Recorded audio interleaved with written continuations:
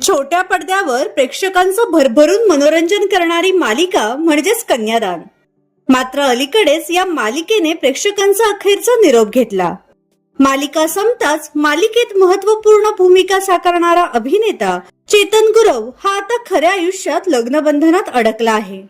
काही दिवसांपूर्वीच त्याचा पायल हरमळकर सोबत साखरपुडा संपन्न झाला होता. त्यानंतर चेतन आता विवाह बंधनात अडकला आहे. त्याच्या लग्नाला मालिकेतील सहकलाकारांसह मराठी कलाविश्वातील अनेक कलाकार मित्रमंडळींनी हजेरी लावली होती. तर पहा हे खास क्षण.